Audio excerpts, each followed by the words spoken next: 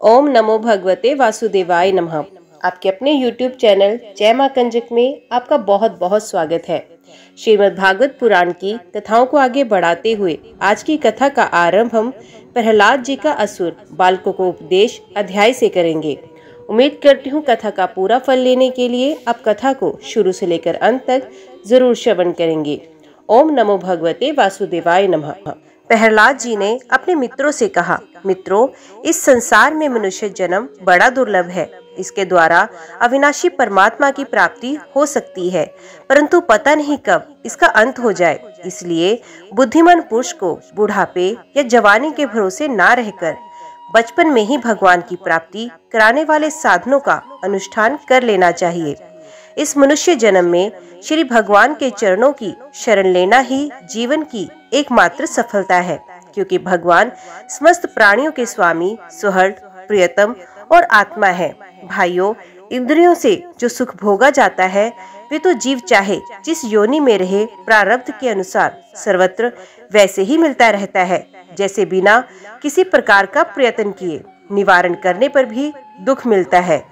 इसलिए सांसारिक सुख के उद्देश्य से प्रयत्न करने की कोई आवश्यकता नहीं है, क्योंकि स्वयं मिलने वाली वस्तु के लिए परिश्रम करना आयु और शक्ति को व्यर्थ गंवाना है।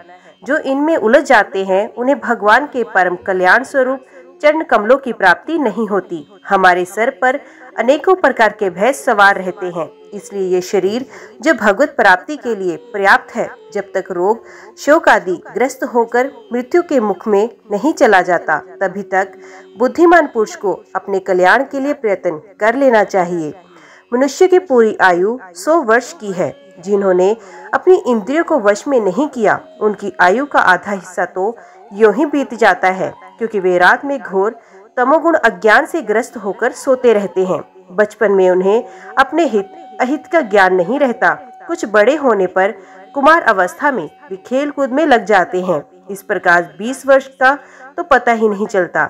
जो बुढ़ापा शरीर को ग्रस लेता है, तब अंत के 20 वर्षों में कुछ करने धरने की शक्ति ही नहीं रहती। रह गई बीच की कुछ थोड़ी सी आयु, उसमें कभी ना पूरी होने वाली बड़ी बड़ी कामनाएं हैं, लात पकड़ रखने वाला मोह है और घर द्वार की वे आसक्ति है, जिससे जीव इतना उलझ जाता है कि उसे कुछ कर्तव्य अकर्तव्य का ज्ञान ही नहीं रहता। इस प्रकार बची खुची आयु भी हाथ से निकल जाती है। दैत्य बाल को जिसकी इंद्रियां वश में नहीं, ऐसा कौन सा पुरुष होगा जो घर गृहस्थी में आसक्त और माया ममता की मजबूत फांसी में फंसे हुए अपने आप को उसे छुड़ाने का साहस कर सके, जिसे चोर, सेवक एवं व्यापारी अपने अत्यंत प्यारे प्राणों की भी बाजी लगाकर संग्रह करते हैं, और इसलिए उन्हें जो प्राणों से भी अधिक वांछनीय है, उस धन की तृष्णा को भला कौन त्याग सकता है। जो अपनी प्रियतमा पत्नी के एकांत सहवास, उसकी प्रेम भरी बातों और मीठी मीठी सलाह पर अपने को निछावर कर सके, भाई बंधु और मित्रों के स्नेहपाश में बन चुका है और नन्हे नन्हे शिशुओं की तोतली बोली पर लुभा चुका है, भला वे उन्हें कैसे छोड़ सकता है। जो अपनी ससुराल गई हुई प्रिय पुत्रियों, पुत्रों, भाई बहनों और दीन अवस्था को प्राप्त माता पिता, बहुत सी सुंदर सुंदर बहुमूल्य सामग्रियों से सजे हुए घरों, कुल परंपरागत जीविका के साधनों तथा पशुओं और सेवकों के निरंतर स्मरण में रम गया है, वे भला उन्हें कैसे छोड़ सकता है। जो जनेंद्रिय और रसनेंद्रिय के सुखों को ही सर्वस्व मान बैठा है, जिसकी भोग वासनाएं कभी तृप्त नहीं होती, जो लोभवश कर्म पर कर्म करता हुआ रेशम के कीड़े की तरह अपने को और भी कड़े बंधन में जकड़ता जा रहा है और जिसके मोह की कोई सीमा नहीं है, वे उनसे किस प्रकार विरक्त हो सकता है और कैसे उनका त्याग कर सकता है। ये मेरा कुटुंब है, इस भाव से उसमें वे इतना रम जाता है कि उसी के पालन पोषण के लिए अपनी अमूल्य आयु को गवा देता है, और उसे ये भी जान पड़ता है कि मेरे जीवन का वास्तविक उद्देश्य नष्ट हो गया है। भला इस परमार्थ की भी कोई सीमा है। यदि इन कामों में कुछ सुख मिले तो भी एक बात है, परंतु यहाँ तो जहाँ जहाँ वे जाता है, वहीं वहीं दैहिक, दैविक और भौतिक ताप उसके हृदय को जलाते ही रहते हैं, फिर भी वैराग्य का उदय नहीं होता। कितनी विडंबना है। कुटुंब की ममता के फेर में पड़कर वे इतना असावधान हो जाता है। उसका मन धन के चिंतन में सदा इतना लवलीन रहता है कि वे दूसरे का धन चुराने के लौकिक पारलौकिक दोषों को जानता हुआ भी कामनाओं को वश में ना कर सकने के कारण इंद्रियों के भोग की लालसा से चोरी कर ही बैठता है। भाइयों, जो इस प्रकार अपने कुटुंबियों के पेट पालने में ही लगा है, कभी भगवत भजन नहीं करता, वे विद्वान हो तो भी उसे परमात्मा की प्राप्ति नहीं हो सकती, क्योंकि अपने पराये का भेदभाव रहने के कारण उसे भी अज्ञानियों के समान ही तम प्रधान गति प्राप्त होती है। जो कामनियों के मनोरंजन का समान उनका क्रीड़ा मार्ग बन रहा है और जिसने अपने पैरों में संतान की बेड़ी जकड़ ली है, वे बेचारा गरीब चाहे कोई भी हो, कहीं भी हो, किसी भी प्रकार से अपना उद्धार नहीं कर सकता। इसलिए भाइयों, तुम लोग विषयासक्त दैत्यों का संग दूर से ही छोड़ दो और आदिदेव भगवान नारायण की शरण ग्रहण करो, क्योंकि जिन्होंने संसार की आसक्ति छोड़ दी, उन महात्माओं के वे ही परम प्रियतम और परम गति हैं। मित्रों, भगवान को प्रसन्न करने के लिए कोई बहुत परिश्रम या प्रयत्न नहीं करना पड़ता, क्योंकि वे समस्त प्राणियों की आत्मा हैं और सर्वत्र सबकी सत्ता के रूप में स्वयं सिद्ध वस्तु हैं।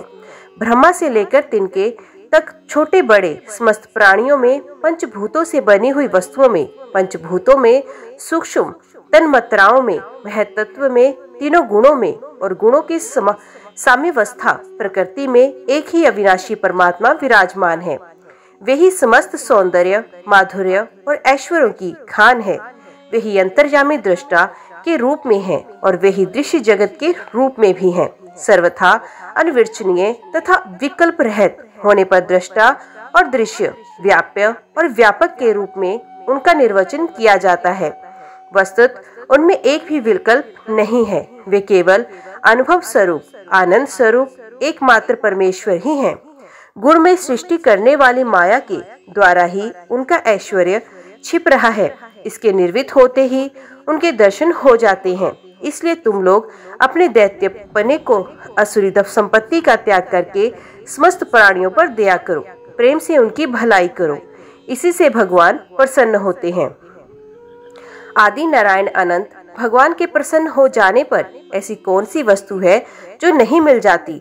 लोक और परलोक के लिए जिन धर्म, अर्थ आदि की आवश्यकता बतलाई जाती है, वे तो गुणों के परिणाम से बिना प्रयास के स्वयं ही मिलने वाले हैं।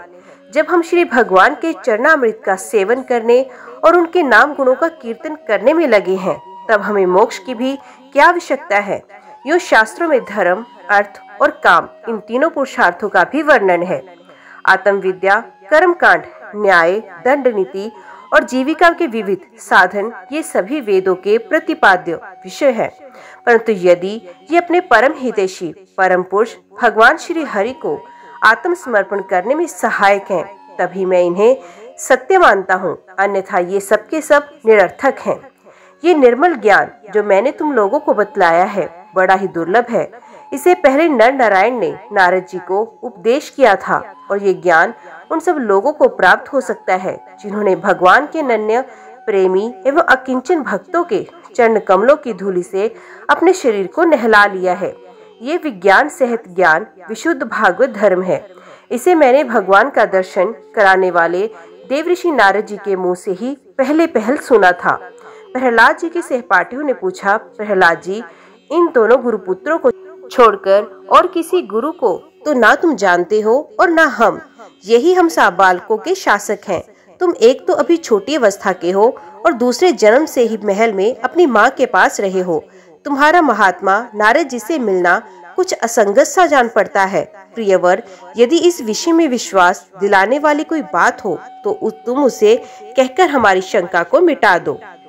नारद जी कहते हैं, युधिष्ठिर, जब दैत्य बालकों ने इस प्रकार प्रश्न किया, तब भगवान के परम प्रेमी भक्त प्रहलाद जी को मेरी बात का स्मरण हो आया। कुछ मुस्कुराते हुए उन्होंने उनसे कहा।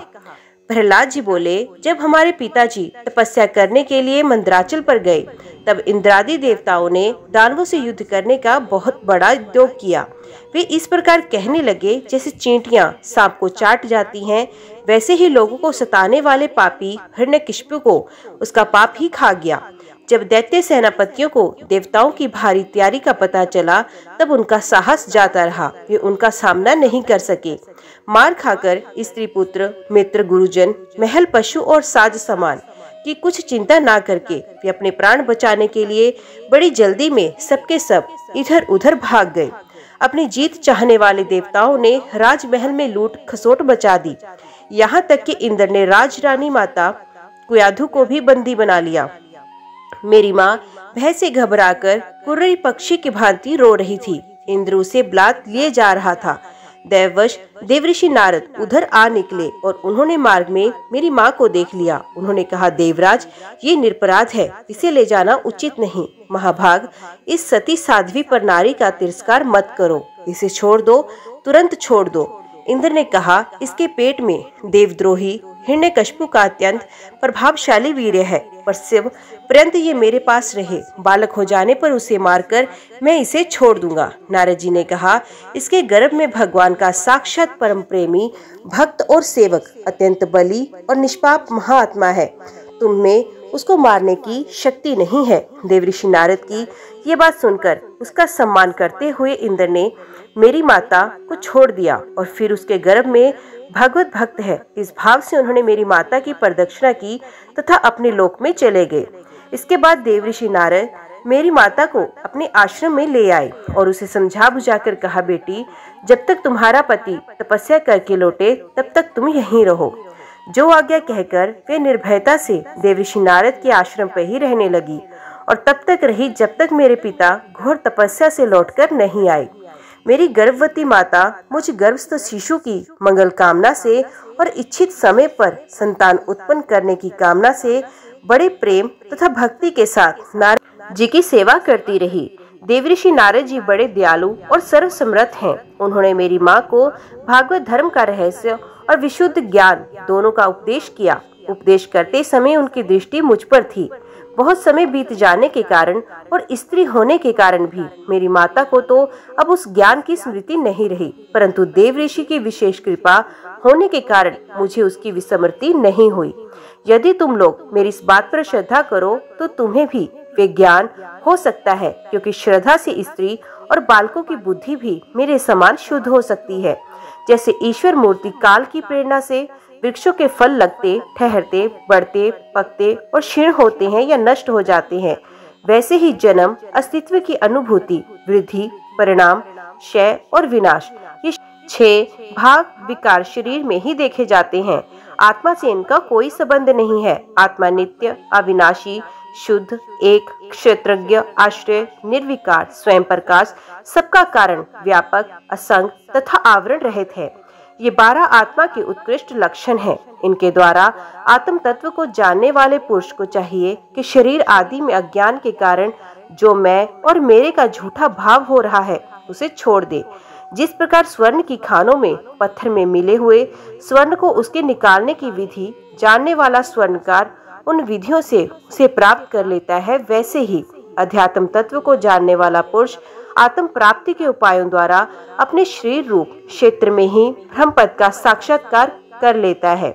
आचार्यों ने मूल प्रकृति, महतत्व, अहंकार और पंच तन्मात्राएं, इन 8 तत्वों को प्रकृति बतलाया है। उनके 3 गुण हैं, सत्व, रज और तम, तथा उनके विकार हैं 16-10 इंद्रियां, 1 मन और 5 महाभूत। इन सब में एक पुरुष तत्व अनुगत है। इस सब का समुदाय ही देह है। ये 2 प्रकार है, स्थावर और जंगम। इसी में अंतकरण, इंद्रिय और अनात्म वस्तुओं का ये आत्मा नहीं है। इस प्रकार बात करते हुए आत्मा को ढूंढना चाहिए। आत्मा सब में अनुगत है, परंतु हे सबसे पृथक, इस प्रकार शुद्ध बुद्धि से धीरे धीरे संसार की उत्पत्ति, स्थिति और उसके परले पर विचार करना चाहिए। उतावली नहीं करनी चाहिए। जागृत, स्वप्न और सुषुप्ति, ये तीनों बुद्धि की वृत्तियां हैं। इन अतीत सबका साक्षी परमात्मा है। जैसे गंध से उसके आश्रय वायु का ज्ञान होता है, वैसे ही बुद्धि की इन कर्मजन्य एवं बदलने वाली तीनों अवस्थाओं के द्वारा इनमें साक्षी रूप से अनुगत आत्मा को जाने। गुणों और कर्मों के कारण होने वाला जन्म मृत्यु का ये चक्र आत्मा को शरीर और प्रकृति से पृथक ना करने के कारण ही है। ये अज्ञान मूलक एवं मिथ्या है। फिर भी स्वप्न के समान जीव को इसकी प्रतीति हो रही है। इसलिए तुम लोगों को सबसे पहले इन गुणों के अनुसार होने वाले कर्मों का बीज ही नष्ट कर देना चाहिए। इससे बुद्धि वृत्तियों का प्रवाह निर्वृत्त हो जाता है। इसी को दूसरे शब्दों में योग या परमात्मा से मिलन कहते हैं। यो तो इन त्रिगुणात्मक कर्मों की जड़ उखाड़ फेंकने के लिए अथवा बुद्धि वृत्तियों का प्रवाह बंद कर देने के लिए सहस्रों साधन है, परंतु जिस उपाय से और जैसे सर्वशक्तिमान भगवान में स्वाभाविक निष्काम प्रेम हो जाए वही उपाय सर्वश्रेष्ठ है।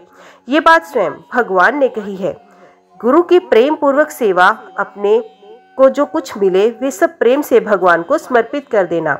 भगवत प्रेमी महात्माओं का सत्संग, भगवान की आराधना, उनकी कथा वार्ता में श्रद्धा, उनके गुण और लीलाओं का कीर्तन, उनके चरण कमलों का ध्यान और उनके मंदिर, मूर्ति आदि का दर्शन पूजन आदि साधनों से भगवान में स्वाभाविक प्रेम हो जाता है। सर्वशक्तिमान भगवान श्री हरि समस्त प्राणियों में विराजमान है। ऐसी भावना से यथाशक्ति सभी प्राणियों की इच्छा पूर्ण करें और हृदय से उनका सम्मान करें। काम, क्रोध, लोभ, मोह, मद और मत्सर इन 6 शत्रुओं पर विजय प्राप्त करके जो लोग इस प्रकार भगवान की साधन भक्ति का अनुष्ठान करते हैं, उन्हें उस भक्ति के द्वारा भगवान श्री कृष्ण के चरणों में अनन्य प्रेम की प्राप्ति होती है।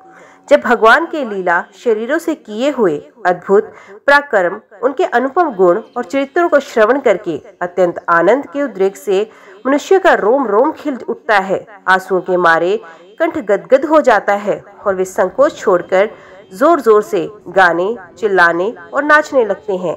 जिस समय वे ग्रस्त पागल की तरह कभी हंसता है, कभी कर्ण क्रंदन करके लगता है, कभी ध्यान करता है तो कभी भगत भाव से लोगों की वंदना करने लगता है। जब वे भगवान में ही तन्मय हो जाता है, बार बार लंबी सांस खींचता है और संकोच छोड़कर हरि, जगतपते, नारायण कहकर पुकारने लगता है, तब भक्ति योग के महान प्रभाव से उसके सारे बंधन कट जाते हैं और भगवत भाव की ही भावना करते करते उसका हृदय भी तदाकार भगवन्मय हो जाता है।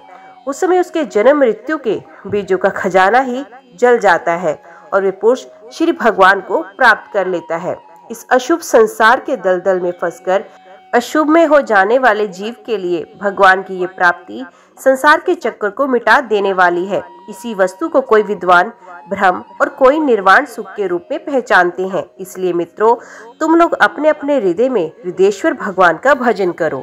असुर कुमारों, अपने हृदय में ही आकाश के समान नित्य विराजमान भगवान का भजन करने में कौन सा विशेष परिश्रम है। वे समान रूप से समस्त प्राणियों के अत्यंत प्रेमी मित्र हैं, और तो क्या, अपने आत्मा ही हैं। उनको छोड़कर भोग सामग्री इकट्ठी करने के लिए भटकना, राम राम, कितनी मूर्खता है। अरे भाई, धन, स्त्री, पशु, पुत्र, पुत्री, महल, पृथ्वी, हाथी, खजाना और भांति भांति की विभूतियाँ, और तो क्या, संसार का समस्त धन तथा भोग सामग्रियाँ इस क्षण भंगुर मनुष्य को क्या सुख दे सकती हैं। वे स्वयं ही क्षण भंगुर हैं। जैसे इस लोक की संपत्ति प्रत्यक्ष ही नाशवान है, वैसे ही यज्ञों में प्राप्त होने वाले स्वर्ग आदि लोक भी नाशवान और आपेक्षिक एक दूसरे से छोटे बड़े, नीचे ऊंचे हैं। इसलिए वे निर्दोष नहीं है। निर्दोष है केवल परमात्मा। न किसी ने उनमें दोष देखा न सुना है। परमात्मा की प्राप्ति के लिए अनन्य भक्ति से उन्हीं परमेश्वर का भजन करना चाहिए। इसके सिवा अपने को बड़ा विद्वान मानने वाला पुरुष इस लोक में जिस उद्देश्य से बार बार बहुत से कर्म करता है, उस उद्देश्य की प्राप्ति तो दूर रही, उल्टा उसे उसके विपरीत ही फल मिलता है और निस्संदेह मिलता है। कर्म में प्रवृत्त होने के 2 ही उद्देश्य होते हैं, सुख पाना और दुख से छूटना। परंतु जो पहले कामना न होने के कारण सुख में निमग्न रहता है, उसे ही अब कामना के कारण यहाँ सदा सर्वदा दुख ही भोगना पड़ता है। मनुष्य इस लोक में इस काम कर्मों के द्वारा जिस शरीर के लिए भोग प्राप्त करना चाहता है, वे शरीर ही पराया, स्यार कुत्तों का भोजन और नाशवान है। कभी वे मिल जाता है तो कभी बिछुड़ जाता है। जब शरीर की ये दशा है, तब इससे अलग रहने वाले पुत्र, स्त्री, महल, धन, संपत्ति, राज्य, खजाने, हाथी, घोड़े, मंत्री, नौकर, चाकर, गुरुजन और दूसरे अपने कहलाने वालों की तो बात ही क्या, ये तुच्छ विषय शरीर के साथ ही नष्ट हो जाते हैं। ये जान तो पड़ते हैं पुरुषार्थ के समान, परंतु है वास्तव में अनर्थ रूप। आत्मा स्वयं ही अनंत आनंद का महान समुद्र है। उसके लिए इन वस्तुओं की क्या आवश्यकता है? भाइयों, तनिक विचार तो करो। जो जीव गर्भाधान से लेकर मृत्यु पर्यंत सभी अवस्थाओं में अपने कर्मों के अधीन होकर क्लेश ही क्लेश भोगते हैं, उसका इस संसार में स्वार्थ ही क्या है? ये जीव सूक्ष्म शरीर को ही अपना आत्मा मानकर उसके द्वारा अनेकों प्रकार के कर्म करता है और कर्मों के कारण ही फिर शरीर ग्रहण करता है। इस प्रकार कर्म से शरीर और शरीर से कर्म की परंपरा चलती रहती है। और ऐसा होता है कि अविवेक के कारण, इसलिए निष्काम भाव से निष्क्रिय आत्म स्वरूप भगवान श्री हरि का भजन करना चाहिए। अर्थ, धर्म और काम सब उन्हीं के आश्रित हैं, बिना उनकी इच्छा के नहीं मिल सकते। भगवान श्री हरि समस्त प्राणियों के ईश्वर, आत्मा और परम प्रियतम है। वे अपने ही बनाए हुए पंचभूत और सूक्ष्म भूत आदि के द्वारा निर्मित शरीरों में जीव के नाम से कहे जाते हैं। देवता, दैत्य, मनुष्य, यक्ष अथवा गंधर्व कोई भी क्यों न हो, जो भगवान के चरण कमलों का सेवन करता है, वे हमारे ही समान कल्याण का भाजन होता है। दैत्य बाल को भगवान को प्रसन्न करने के लिए ब्राह्मण, देवता या ऋषि होना, सदाचार और विविध ज्ञानों से संपन्न होना तथा दान, तप, यज्ञ, शारीरिक और मानसिक शौच और बड़े बड़े व्रतों का अनुष्ठान पर्याप्त नहीं है। भगवान केवल निष्काम प्रेम भक्ति से ही प्रसन्न होते हैं और सब तो विडंबना मात्र है। इसलिए दानव बंधुओं, समस्त प्राणियों को अपने समान ही समझकर सर्वत्र विराजमान सर्वात्मा सर्वशक्तिमान भगवान की भक्ति करो। भगवान की भक्ति के प्रभाव से दैत्य, यक्ष, राक्षस, स्त्रियां, शूद्र, गो, पालक, अहीर, सभी पक्षी, मृग और बहुत से पापी जीव भी भगवत भाव को प्राप्त हो गए हैं। इस संसार में या मनुष्य शरीर में जीव का सबसे बड़ा स्वार्थ अर्थात एकमात्र परमार्थ इतना ही है कि वे भगवान श्री कृष्ण की अनन्य भक्ति प्राप्त करे। उस भक्ति का स्वरूप है सर्वदा सर्वत्र जब वस्तुओं में भगवान का दर्शन। नारद जी कहते हैं, प्रहलाद का प्रवचन सुनकर दैत्य बालकों ने उसी समय से निर्दोष होने का कारण उनकी बात पकड़ ली, गुरु जी की दूषित शिक्षा की और उन्हें ध्यान ही नहीं दिया। जब गुरु जी ने देखा कि उन सभी विद्यार्थियों की बुद्धि एकमात्र भगवान में स्थिर हो रही है, तब वे बहुत घबराए और तुरंत हिरण्यकशिपु के पास जाकर निवेदन किया। अपने पुत्र प्रहलाद की इस असह्य और अप्रिय अनीति को सुनकर क्रोध के मारे उसका शरीर थर थर कांपने लगा। अंत में उसने यही निश्चय किया कि प्रहलाद को अब अपने ही हाथ से मार डालना चाहिए। मन और इंद्रियों को वश में रखने वाले प्रहलाद जी बड़ी नम्रता से हाथ जोड़कर चुपचाप हिरण्यकशिपु के सामने खड़े हो गए तथा तिरस्कार के सर्वथा अयोग्य थे। परंतु हिरण्यकशिपु स्वभाव से ही क्रूर था। वे पैर की चोट खाए हुए सांप की तरह फुकारने लगा। उसने उनकी ओर पाप भरी टेढ़ी नजर से देखा और कठोर वाणी से डांटते हुए कहा, मूर्ख, तू बड़ा उद्दंड हो गया है, स्वयं तो नीच है ही, अब हमारे कुल के और बालकों को भी फोड़ना चाहता है। तूने बड़ी ढिठाई से मेरी आज्ञा का उल्लंघन किया। आज ही तुझे यमराज के घर भेजकर इसका फल चखाता हूँ। मैं तनिक सा क्रोध करता हूँ तो तीनों लोग और उनके लोकपाल कांप उठते हैं। फिर मूर्ख, तूने किसके बलबूते पर निडर की तरह मेरी आज्ञा के विरुद्ध काम किया है? प्रहलाद ने कहा, दैत्यराज, ब्रह्मा से लेकर तिनके तक सब छोटे बड़े चर अचर जीवों को भगवान ने ही अपने वश में कर रखा है। न केवल मेरे और आपके बल्कि संसार के समस्त बलवानों के भी बल केवल वही है। वही महापराक्रमी सर्वशक्तिमान प्रभु काल हैं तथा समस्त प्राणियों के इंद्रिय बल, मनोबल, देह बल, धैर्य एवं इंद्रिय भी वही हैं। वे परमेश्वर अपनी शक्तियों के द्वारा इस विश्व की रचना, रक्षा और संहार करते हैं। वही तीनों गुणों के स्वामी हैं। आप अपना ये असुर भाव छोड़ दीजिए, अपने मन को सबके प्रति समान बनाइए। इस संसार में अपने वश में ना रहने वाले कुमारगामी मन के अतिरिक्त और कोई शत्रु नहीं है। मन में सबके प्रति समता का भाव लाना ही भगवान की सबसे बड़ी पूजा है। जो लोग अपना सर्वस्व लूटने वाले इन 6 इंद्रिय रूपी डाकुओं पर तो पहले विजय नहीं प्राप्त करते और ऐसा मानने लगते हैं कि हमने 10 दिशाएं जीत ली, वे मूर्ख हैं। हाँ, जिस ज्ञानी एवं जितेंद्रिय महात्मा ने समस्त प्राणियों के प्रति समता का भाव प्राप्त किया, उसके अज्ञान से पैदा होने वाले काम, क्रोध आदि शत्रु भी मर मिट जाते हैं। फिर बाहर के शत्रु तो रह ही कैसे सकते हैं? हिरण्यकशिपु ने कहा, हे मंदबुद्धि, तेरे बहकने की भी अब कोई हद हो गई है। ये बात स्पष्ट है कि अब तू मरना चाहता है, क्योंकि जो मरना चाहते हैं वही ऐसी बेसर पैर की बातें करते हैं। अब आगे तूने मेरे सिवा और किसी को जगत का स्वामी बतलाया है, सो देखूं तेरा ये जगदीश्वर कहाँ है। अच्छा, क्या वे कहाँ है? क्या वे सर्वत्र है? तो इस खंबे में क्यों नहीं दिखता? अच्छा, तुझे इस खंबे में भी दिखाई देता है? अरे तू क्यों इतने डींग हाँक रहा है? मैं अभी अभी तेरा सर धड़ से अलग किए देता हूँ। देखता हूँ तेरा सर्वस्व हरि, जिस पर तुझे इतना भरोसा है, तेरी कैसे रक्षा करता है। इस प्रकार वे अत्यंत बलवान महादैत्य भगवान के परम प्रेमी प्रहलाद को बार बार झिड़कियां देता हुआ सताता रहा। जब क्रोध के मारे वे अपने को रोक ना सका, तब हाथ में खड़ग लेकर सिंहासन से कूद पड़ा और बड़े जोर से उस खंबे को एक घूंसा मारा। उसी समय उस खंबे में एक बड़ा भयंकर शब्द हुआ। ऐसा जान पड़ा मानो ये ब्रह्मांड ही फट गया हो। वे ध्वनि जब लोकपालों के लोक में पहुंची, तब उसे सुनकर ब्रह्मादि को ऐसा जान पड़ा मानो उनको लोगों का परले हो रहा हो। हिरण्यकशिपु प्रहलाद को मार डालने के लिए बड़े जोर से झपटा था, परंतु दैत्य सेनापतियों को भी भय से कंपा देने वाला उस अद्भुत और अपूर्व घोष शब्द को सुनकर वे घबराया हुआ सा देखने लगा कि शब्द करने वाला कौन है, परंतु उसे सभा के भीतर कुछ भी दिखाई नहीं दिया। इसी समय उनके अपने सेवक प्रहलाद और ब्रह्मा की वाणी सत्य करने और समस्त पदार्थों में अपनी व्यापकता दिखाने के लिए सभा के भीतर उसी खंबे में बड़ा ही विचित्र रूप धारण करके भगवान प्रकट हुए। वे रूप ना तो पूरा सिंह का था, न मनुष्य का ही। जिस समय हिरण्यकशिपु शब्द करने वाले की इधर उधर खोज कर रहा था, उसी समय खंबे के भीतर से निकलते हुए उस अद्भुत प्राणी को उसने देखा।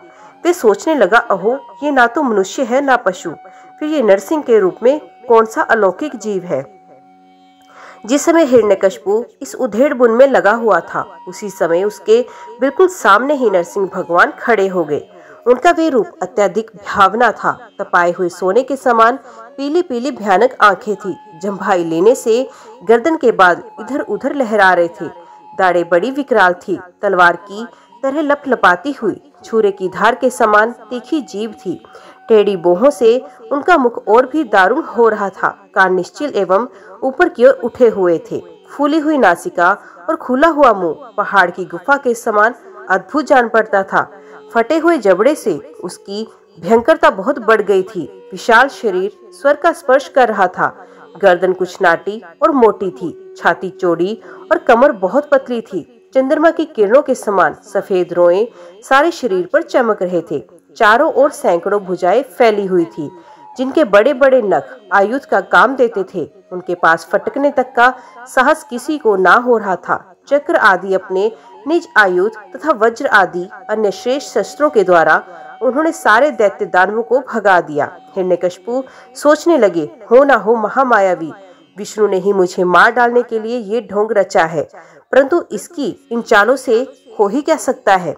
इस प्रकार कहता हुआ और सिंहनाद करता हुआ दैत्यराज हिरण्यकशिपु हाथ में गदा लेकर नरसिंह भगवान पर टूटा, परंतु जैसे पतिंगा आग में गिरकर अदृश्य हो जाता है, वैसे ही वे दैत्य भगवान के तेज के भीतर जाकर लापता हो गया। समस्त शक्ति और तेज के आश्रय भगवान के संबंध में ऐसी घटना कोई आश्चर्यजनक नहीं है, क्योंकि सृष्टि के प्रारंभ में उन्होंने अपने तेज से परले की निमित्त भूत तमोगुण रूपी घोर अंधकार को भी पी लिया था।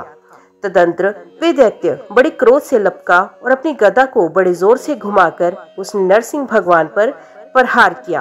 प्रहार करते समय ही जैसे गरुड़ सांपों को पकड़ लेते हैं, वैसे ही भगवान ने गदा सहित उस दैत्य को पकड़ लिया। वे जब उसके साथ खिलवाड़ करने लगे, तब वे दैत्य उनके हाथ से वैसे ही निकल गया जैसे क्रीड़ा करते हुए गरुड़ के चंगुल से सांप छूट जाए। युधिष्ठिर उस समय सब के सब लोकपाल बादलों में छिपकर इस युद्ध को देख रहे थे। उनका स्वर्ग तो हिरण्यकशिपु ने पहले ही छीन लिया। जब उन्होंने देखा कि भगवान के हाथ से छूट गया, तब वे और भी डर गए। हिरण्यकशिपु ने भी यही समझा कि नरसिंह ने मेरे बलवीर से डरकर ही मुझे अपने हाथ से छोड़ दिया। इस विचार से उसकी थकान जाती रही और वे युद्ध के लिए ढाल तलवार लेकर फिर उनकी ओर दौड़ पड़ा। उस समय बाज की तरह बड़े वेग से ऊपर नीचे उछल कूद कर इस प्रकार ढाल तलवार के पैंतरे बदलने लगा कि जिससे उन पर आक्रमण करने का अवसर ही न मिले।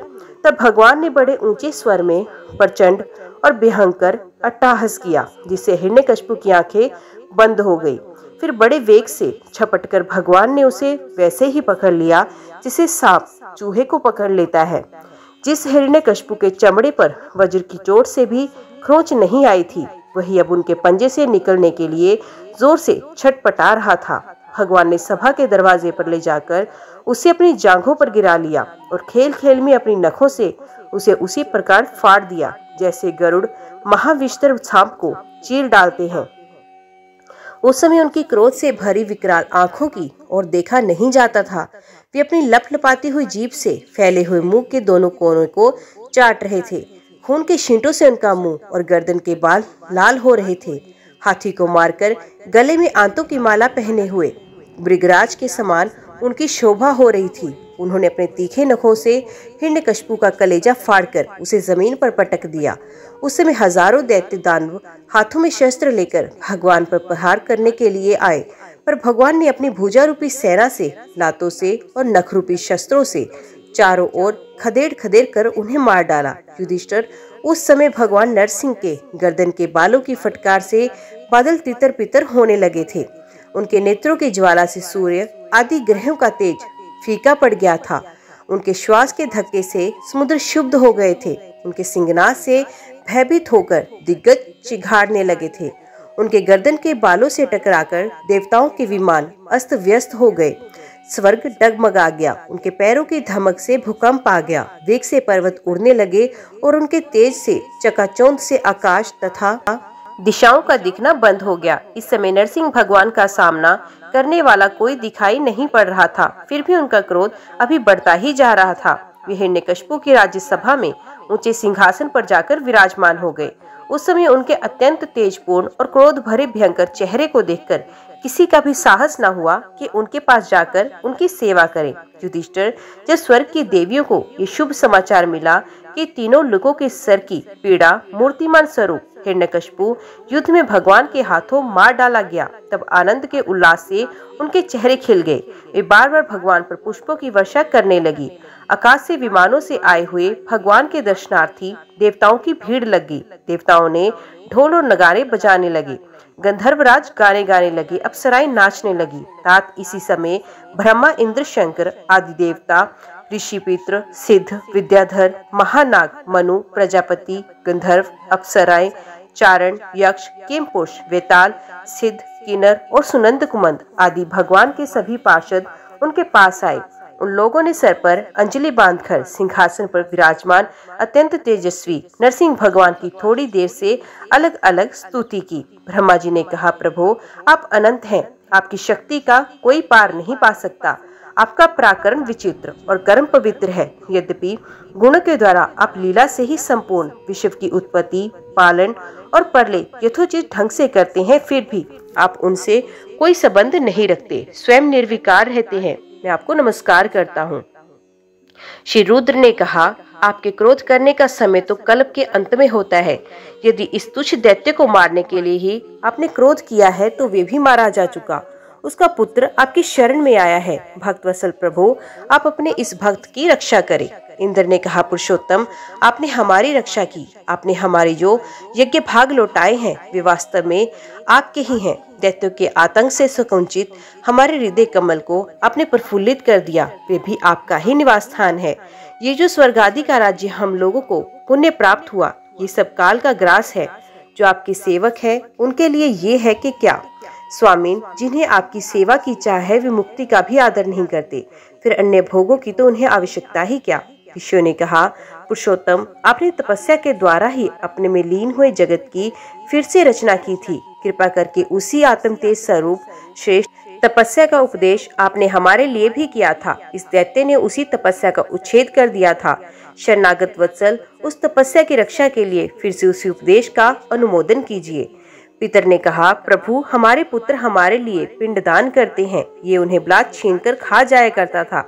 जब वे पवित्र तीर्थों में या संक्रांति आदि के अवसर पर नैमित्तिक तर्पण करते थे या तिलांजलि देते, तब उसे ये पी जाता। आज आपने अपने नखों से उसका पेड़ फाड़कर वे सब का सब लौटाकर मानो हमें दे दिया। आप समस्त धर्मों के एकमात्र रक्षक हैं। नरसिंह देव, हम आपको नमस्कार करते हैं। सिद्धों ने कहा, नरसिंह देव, इस दुष्ट ने अपने योग और तपस्या के बल से हमारी योग सिद्धि गति छीन ली थी। अपने नखों से आपने उस घमंडी को फाड़ डाला है। हम आपके चरणों में विनीत भाव से नमस्कार करते हैं। विद्याधरों ने कहा, ये मूर्ख हिरण्यकशिपु अपने बल और वीरता के घमंड में चूर था। यहाँ तक कि हम लोगों ने विविध धारणाओं से जो विद्या प्राप्त की थी उसे इसने व्यर्थ कर दिया था। आपने युद्ध में यज्ञ पशु की तरह इसको नष्ट कर दिया। अपनी लीला से नरसिंह बने हुए आपको हम नित्य निरंतर प्रणाम करते हैं। नागों ने कहा, इस पापी ने हमारी मणियों और हमारी श्रेष्ठ और सुंदर स्त्रियों को छीन लिया था। आज उसकी छाती फाड़कर आपने हमारी पत्नियों को बड़ा आनंद दिया है। प्रभु, हम आपको नमस्कार करते हैं। मनुओं ने कहा, देवाधिदेव, हम आपके आज्ञाकारी मनु हैं। इस दैत्य ने हम लोगों की धर्म मर्यादा भंग कर दी थी। आपने उस दुष्ट को मारकर बड़ा उपकार किया है। प्रभु, हम आपके सेवक हैं। आज्ञा कीजिए, हम आपकी क्या सेवा करें। प्रजापतियों ने कहा, परमेश्वर, आपने हमें प्रजापति बनाया था, परंतु इसके रोक देने से हम प्रजा की सृष्टि नहीं कर पाते थे। आपने इसकी छाती फाड़ डाली और ये जमीन पर सर्वदा के लिए सो गया। सत्य में मूर्ति धारण करने वाले प्रभु, आपके ये अवतार संसार के कल्याण के लिए है। गंधर्वों ने कहा, प्रभु, हम आपके नाचने वाले, अभिनय करने वाले और संगीत सुनाने वाले सेवक हैं। इस दैत्य ने अपने बल, वीर्य और पराक्रम से हमें अपना गुलाम बना रखा था। उसे आपने इस दशा में पहुंचा दिया। सच है, कुमार्ग से चलने वाले का भी क्या कभी कल्याण हो सकता है। चारणों ने कहा, प्रभु, आपने सज्जनों के हृदय को पीड़ा पहुंचाने वाले इस दुष्ट को समाप्त कर दिया। इसलिए हम आपके उन चरण कमलों की शरण में हैं, जिनके प्राप्त होते ही जन्म मृत्यु रूप संसार चक्र से छुटकारा मिल जाता है। यक्षों ने कहा, भगवान, अपने श्रेष्ठ कर्मों के कारण हम लोग आपके सेवकों में प्रधान गिने जाते हैं, परंतु हिरण्यकशिपु ने हमें अपनी पालकी ढोने वाला कहार बना लिया। प्रकृति के नियामक परमात्मा, इसके कारण होने वाले अपने जिन जनों की कष्ट जानकर ही आपने इसे मार डाला है। किम पुरुषों ने कहा, हम लोग अत्यंत तुच्छ किम पुरुष हैं और आप सर्वशक्ति महापुरुष हैं। जब सत्पुरुषों ने इसका तिरस्कार किया, इसे धिक्कारा, तभी आज आपने इस कुपुरुष असुराधम को नष्ट कर दिया। वितालिकों ने कहा, भगवान, बड़ी बड़ी सभाओं और ज्ञान यज्ञों में आपके निर्मल यश का गान करके हम बड़ी प्रतिष्ठा पूजा प्राप्त करते थे। इस दुष्ट ने हमारी ये आजीविका भी नष्ट कर दी थी। भी बड़े सौभाग्य की बात है कि महारोग के समान इस दुष्ट को आपने जड़ मूल से उखाड़ दिया। किन्नरों ने कहा, हम किन्नरगण आपकी सेवक हैं। ये दैत्य हमसे बेगार में ही काम लेता था। भगवान, आपने कृपा करके आज इस पापी को नष्ट कर दिया। प्रभु, इसी प्रकार हमारा अभ्युदय करते रहें। भगवान के पार्षदों ने कहा, शरणागत वत्सल, संपूर्ण लोगों को शांति प्रदान करने वाला आपका ये अलौकिक नरसिंह रूप हमने आज ही देखा है। भगवान, ये दैत्य आपका वही आज्ञाकारी सेवक था जिसे सनकादि ने शाप दिया था। हम समझते हैं आपने कृपा करके इसके उद्धार के लिए ही इसका वध किया है। ओम नमो भगवते वासुदेवाय नमः। आज की वीडियो में इतना ही। उम्मीद करती हूँ वीडियो आपको पसंद आई होगी। वीडियो पसंद आई हो तो वीडियो को लाइक और चैनल को सब्सक्राइब जरूर कीजिएगा। जय श्री हरि लिखकर कमेंट बॉक्स में अपनी हाजिरी और अपने सुझाव देना ना भूलिएगा। तो मिलते हैं अगले अध्याय के साथ। तब तक के लिए देखते व सुनते रहिए। जय मां कंजक, जय माता दी।